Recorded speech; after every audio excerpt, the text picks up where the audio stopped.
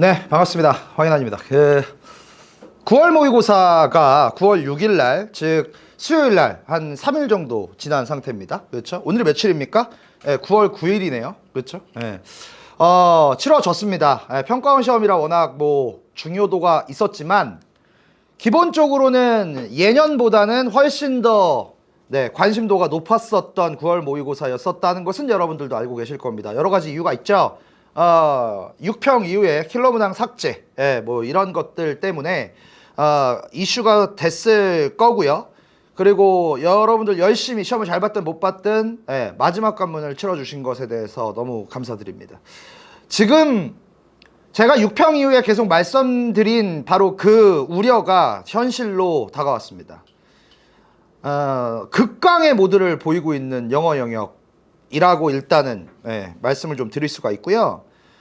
6평 이후에 국어와 수학에 진짜 변별력 문제가 없어진다면 변별력을 만들 수 있는 것은 영어밖에 없을 것이다. 절평이라는 좋은 명분을 가지고 있기 때문에 라는 말씀까지도 드리면서 좀 어렵게 공부하실 필요가 있다라고 말씀을 드렸는데 뭐 결론부터 얘기하면 지금 현재 뚜껑은 열어봐야 되겠지만 3%에서 4% 정도의 1등급을 예상하고 있습니다. 그 정도로 좀 어렵게 접근됐었던 시험이었다. 뭐 이유들은 이제 내가 차차 이제 말씀을 좀 드리겠지만 뭐 이미 예견됐을 것이다.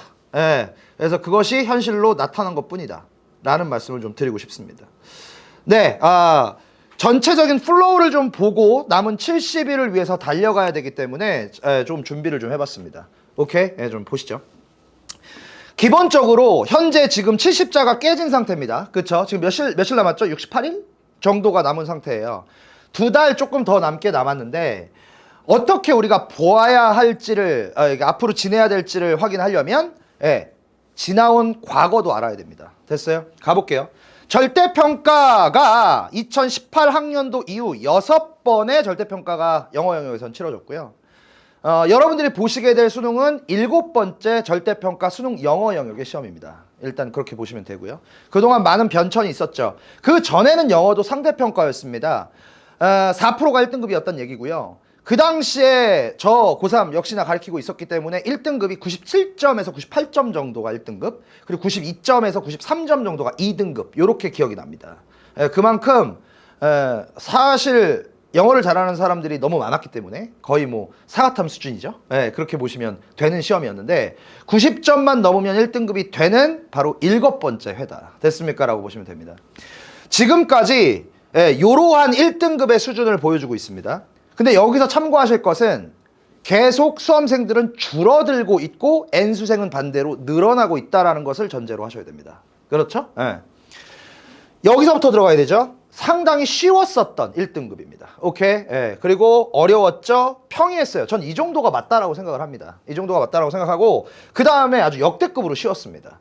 그 다음에 좀 더 어려웠고요. 그 다음에 요게 작년입니다. 저는 작년이나 2020학년도 수준이 적당하다라고 생각합니다. 절대평가에 대한 공교육의 승리를 위해서는 요 정도가 적당하다고 보거든요. 그러니까 무슨 얘기냐? 기존 상대평가 4%의 한 2배 정도. 오케이, 요게 좀 적당하지 않을까, 기존. 근데 여러분들이 보시게 될 것은, 주목하셔야 될 것은 이거죠. 약간 징검다리의 느낌을 가지고 있다라는 거예요. 오케이? 징검다리의 느낌을 가지고 있다. 기본적으로, 저는 어떤 말씀을 드렸냐면, 저번 주에, 이번 9월 모의고사가 쉽게 나오면 우리한테는 안 좋은 거다. 라고 말씀드렸습니다. 왜? 수능이 어려워질 확률이 높기 때문에. 이번이 어려워야 된다. 근데 여러분들한테는 오히려 땡큐입니다. 그렇죠? 이번에 확실히 좀 어려웠기 때문에 수능은 평가원은 바보가 아니기 때문에 조금 더 쉽게 출제가 될 확률이 있습니다. 그래서 제가 생각한 건 요 정도 수준을 좀 요 정도를 목표로 맞출 확률이 높다. 여러분들한테 오히려 땡큐다 라고 생각을 해주시면 됩니다. 자, 이 얘기를 안 할 수가 없어요. 제가 6평 끝나고도 말씀을 드렸는데 지난 6번째 시험에서 큰 변혁이 하나 있었습니다. 어떤 변혁이냐면 2021학년도와 2022학년도부터 지금까지의 큰 변화입니다. 이때 어떤 사건이 벌어졌냐면 우리가 이제 직접 연계, 간접 연계라고 하는 것은 이제 EBS에 관련된 얘기잖아요. 영어 영역에서 그 전까지는요.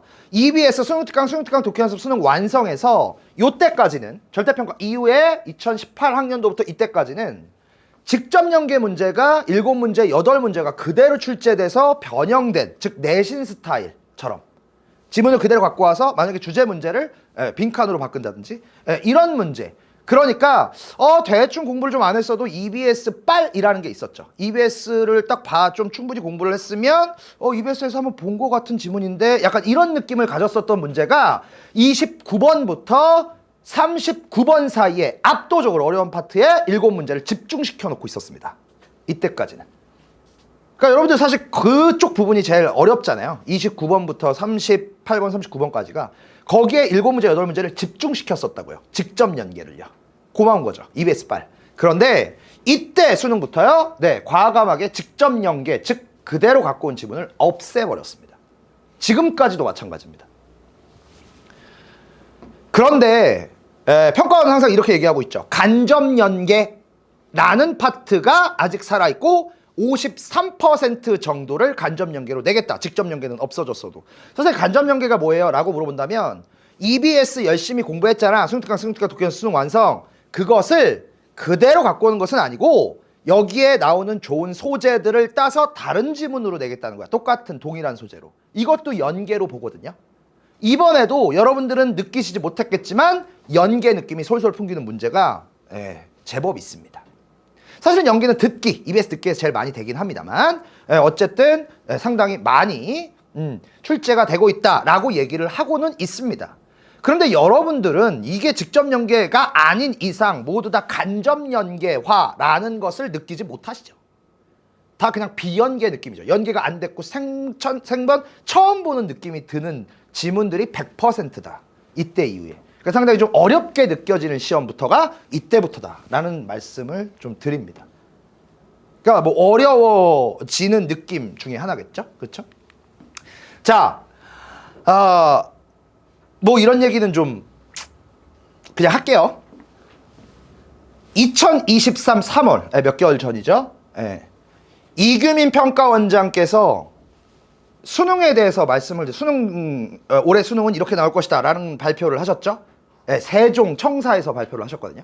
세종청사에서 발표를 하셨는데 6월 모의고사 관련해 책임을 지고 그때 이제 이슈가 났었죠. 평가원직을 전격 사퇴하셨습니다.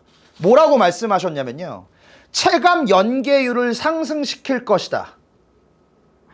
영어도 포함이죠. 그럼 직접 연계가 부활되나? 저는 이런 생각까지도 해봤습니다. 그런데 막상 6월 뚜껑을 열어봤더니 직접 연계의 느낌은 한 문제도 없었습니다. 이번 9월도 마찬가지였죠. 그죠? 네.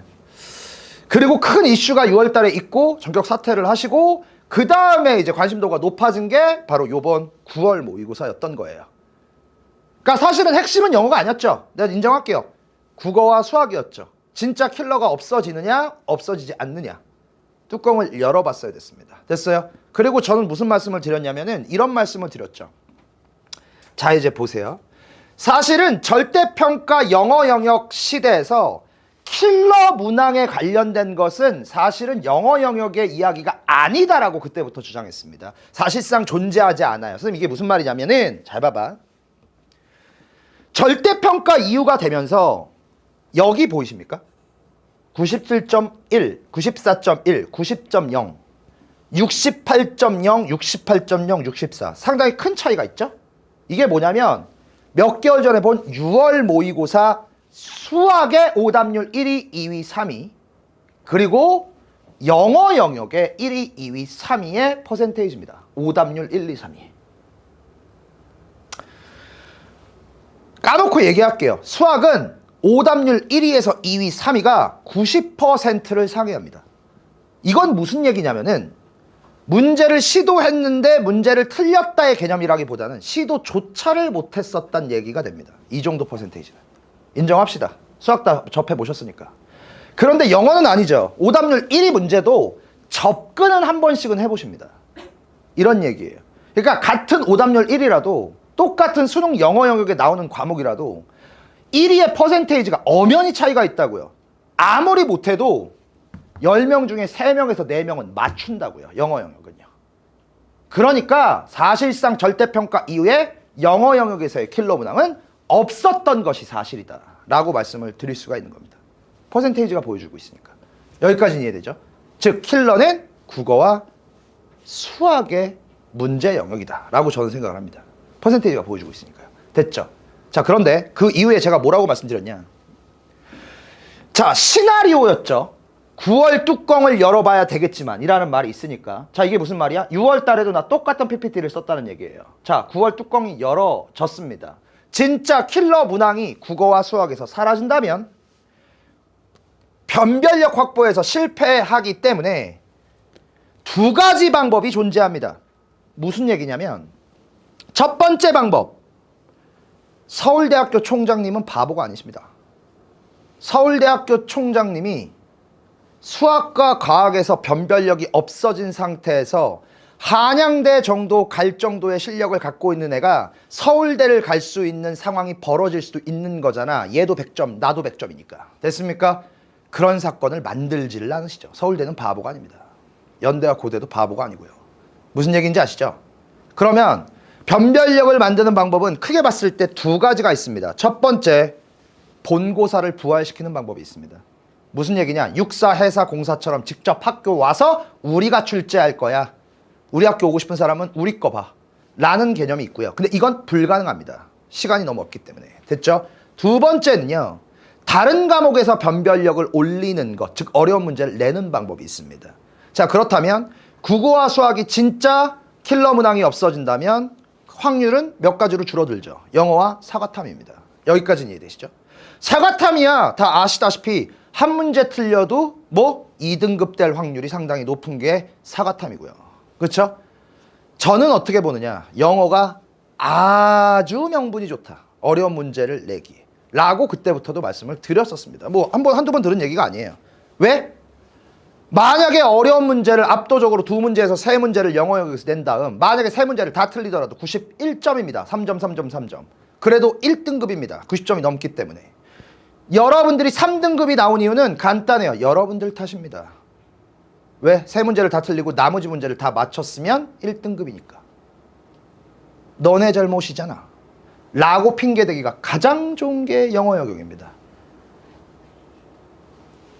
가시죠. 현재 9월 8일, 오늘 9월 9일이죠. 9월 8일 금요일 기준 메가스터디 기준입니다. 오답률 집계 현황입니다. 9월 모의고사 오답률 탭10에서 1위부터 3위까지를 여러분들 주목해 주셨으면 좋겠습니다. 아까 전에 6월 모의고사의 오답률 1, 2, 3회가 68, 68 이 정도였습니다. 맞습니까? 78입니다. 77이고요. 76이에요. N수상 포함됐고 N수생이 1만 2천 명이 작년에 비해서 더 늘었음에도 불구하고. 제가 얘기하는 게 아니에요. 수치가 말을 하고 있죠. 압도적으로 어려운 문제가 출제되고 있었다는 얘기입니다. 그러니까 이거는 이 시나리오가 마저 떨어질 수밖에 없게 되는 거예요. 그러니까 오답률 똑같은 1, 2, 3이라도 68이 그리고 80이 확실히 차이가 있거든요. 그렇죠? 이거는 쉽지 않다는 얘기예요. 문제가 어려워졌다는 얘기거든요. 됐습니까? 이번 수능 영어 영역도 마찬가지예요. 조금 더 쉽게 출제될 예상이긴 합니다만 어렵게 공부하셔야 되는 게 확정됐습니다. 이해되십니까?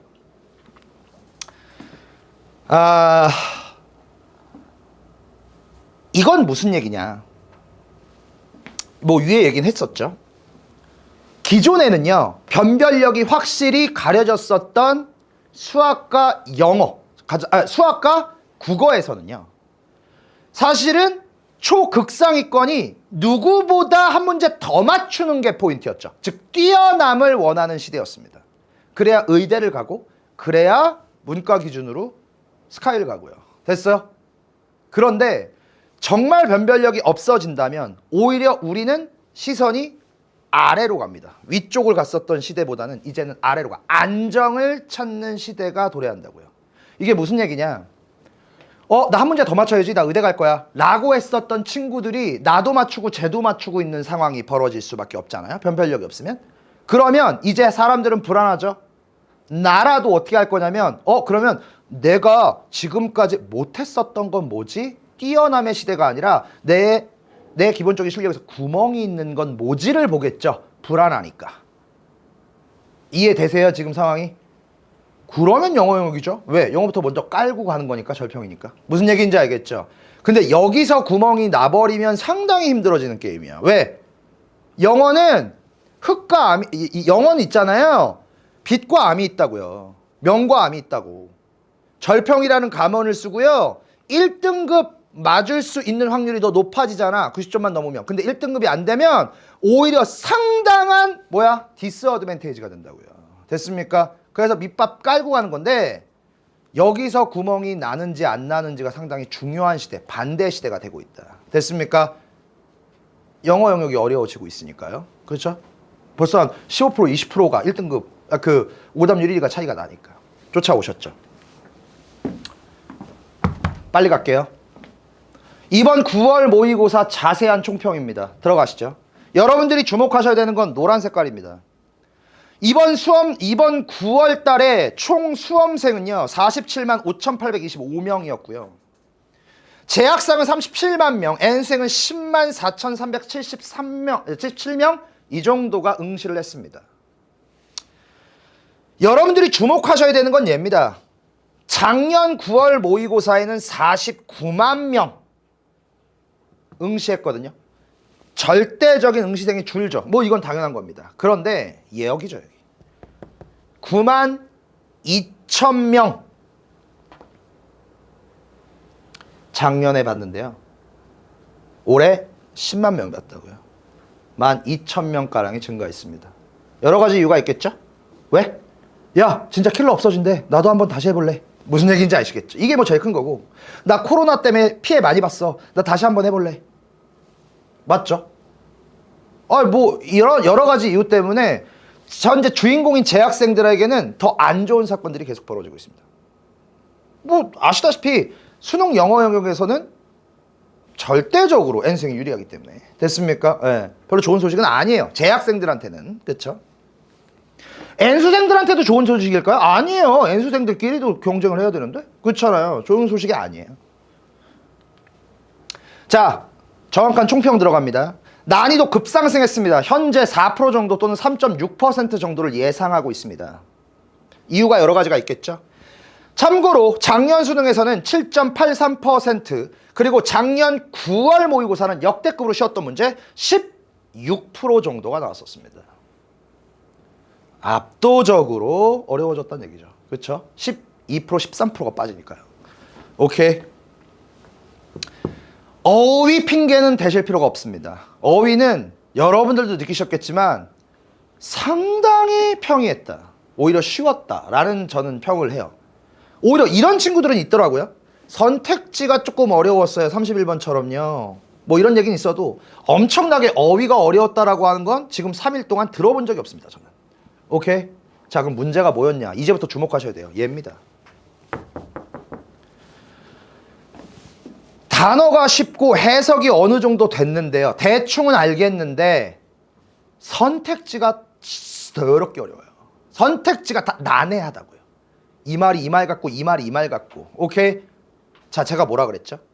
선택지가 난해한 이유는 읽고 앉아있으니까 난해하다. 뭐라 그랬어? 오히려 다른 선택지가 안 보여야 된다 라고 말씀드렸죠. 하나밖에 안 보여야 된다. 또 여러분들 말고 다른 애들은 또 이 함정에 걸린 거예요. 오케이? 강조, 대조, 인가만 읽을 거잖아. 우리는 다른 선택지 보이지 않아야 되잖아. 읽지도 않았는데. 예, 이걸 진짜 해야 되는 시대가 도래한 거예요. 내가 분명히 했죠. 문제는 어려워져야 된다. 그래야 다른 애들은 나가리, 우리는 된다. 제가 이 말을 했었던 거예요. 오케이? 요게 조금 이슈긴 하죠. 30번 어휘 문제가 기존 1, 2, 3, 4, 5에서 6평대 A, B, C 맞는 것으로 바뀌었는데요. 조금 쉽게 다시 1, 2, 3, 4, 5로 바뀌었습니다. 근데 요번 평가원이 조금 이제 보겠죠. 봐서 너무 퍼센테이지가 안 나왔어요. 1등급이. 그러면 이제 A, B, C로 다시 바뀔 수는 있는데 기존에 1, 2, 3, 4, 5로 나오는 게 일반적이기 때문에 예, 요거는 뭐 그렇게 큰 이슈는 아닙니다. 원래 했었던 거니까. 됐습니까? 자, 요거는 사진 찍으실 필요가 있습니다. 제가 모든 문제를 다 풀어봤는데요. 요 9월 모의고사의 핵심은 21, 24, 32, 33, 34, 36, 37, 39번의 뭐 키를 가지고 있다라고 보시면 됩니다. 총 8문제입니다. 이 문제를 누가 맞췄느냐 틀렸느냐의 싸움일 확률이 상당히 높습니다. 이 문제 총 8문제를 합치면 22점이 되더라고요. 22점이면 다른 문제를 다 맞춘다는 전제 조건하에서 78점이 됩니다. 그래서 여러분들은 이번 모의고사 78점 전후를 본인의 점수를 체크하실 필요가 있고요. 그리고 만약에 내가 이 점수보다 높다, 이 점수보다 낮다, 이것도 중요하지만 이 문제를 맞추면서 이 문제를 틀리면서 그 점수를 맞췄는지가, 이 점수를 체크했는지가, 본인의 점수를 체크했는지가 상당히 좀 중요할 부분이다. 오케이? 오늘 해설에서도 요거 좀 잘 보실 필요가 있다 라는 말씀을 좀 드리고요. 확실히 어설픈 해석과 어휘는 이제 쓸모가 없다라는 것이 이번 모의고사로 정확히 증명됐습니다. 왜? 대충 무슨 말인지는 알겠는데 선택지를 못 찍으니까요. 왜? 유형별로 어떻게 공부를 해야 되는지 모르니까. 오늘 해설 잘 들으셔야 되겠죠. 오늘 해설도 우리 스타일대로 아무리 어려워도 똑같이 진행하겠습니다. 되나 안 되나. 해석적인 거 모르면, 단어 모르면 바로 넘어갑니다. 됐어요? 아시겠죠? 그래야 선생님께 증명이 되니까. 되니? 향후 일정 말씀드립니다. 9월 16일 토요일부터, 토요일이라고 했지만 이제 다른 이제 그 분원에 있는 친구들, 얘는 이제 본인의 그거 이제 그 날짜를 생각해 주시면 되고요. 일단 앞으로 수능 완성 핵심 포인트 대수능 연계율 가장 높은 게 수능 완성이잖아요. 3주간 시리즈 계속 진행됩니다. 됐습니까? 수능 완성. 여러분들은 따로 자료 준비하실 필요 없어. 제가 다 준비해 놨습니다. 자, 그리고 마지막 끝나면 바로 최종 파이널 진행이 됩니다. 선생님 거 파이널 4회차, 그리고 시크릿 모의고사 뭐 여러 가지들이 준비되어 있어요. 이미 모든 자료가 다 준비가 되어 있는 상태입니다. 방향성은 정해졌고 남은 68일을 어떻게 지내야 되는지도 확정됐습니다. 저 12년 가르쳤거든요. 제가 맨날 얘기하는 거 있죠. 저는 제 실력을 믿지 않습니다. 제 지나온 시간을 믿는 거죠. 오케이? 오케이? 오케이. 예. 믿음이 중요합니다. 제가 뭐 교주는 아니지만 방향성을 정확히 9월 모의고사로 파악이 됐기 때문에 여러분들 시키는 대로 움직이십시오. 됐습니까? 오케이. 오늘 해설 잘 들으실 필요가 있죠. 오케이? 예, 그랬으면 좋겠습니다.